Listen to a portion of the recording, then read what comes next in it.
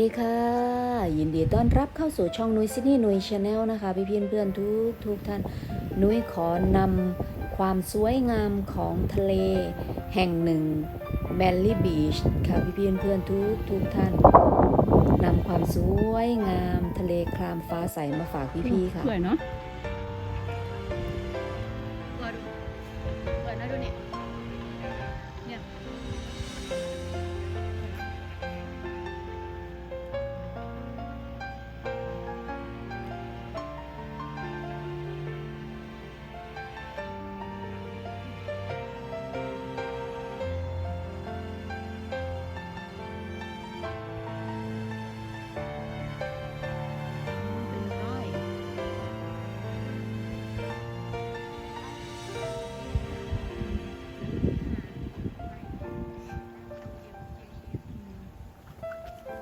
ตรงนี้มีอะไรเดินเข้าไปดู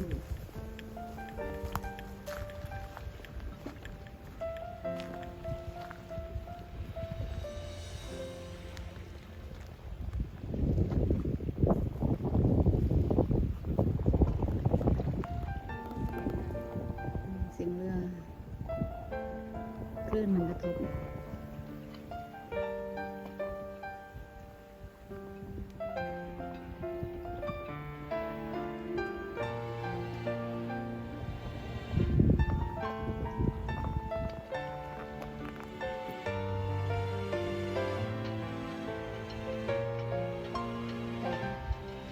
ไม่มีเรือประมงไม่มีเรือประมงเรือหรือว่าก็เรือพวกนี้แหละเขาไปตกปลากันเอง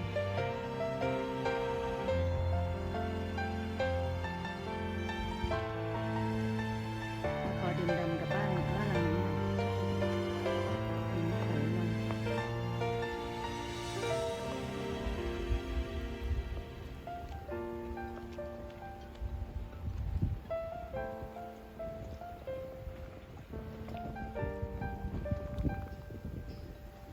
กี่โมงแล้วปะ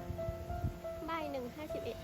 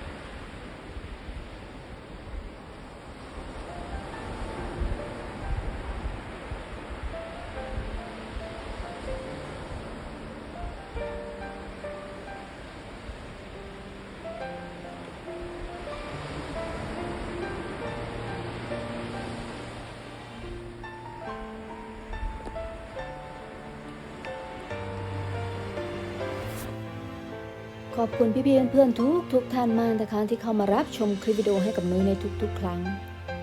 ฝากกดเลิฟกดไลค์กด subscribe แล้วกดกระดิ่งกริ๊งๆเพื่อเป็นกำลังใจให้นุ้ยได้ทำคลิปดีๆออกมาพี่ๆเพื่อนๆได้รับชมกันในตอนต่อไปด้วยนะคะ วันนี้ขอกล่าวคำว่าขอบคุณสวัสดีค่ะ แล้วเจอกันคลิปหน้านะคะนุ้ยจะนำสาระและสิ่งดีๆมาฝากพี่ๆเพื่อนๆกันอีกครั้งหนึ่งค่ะบาย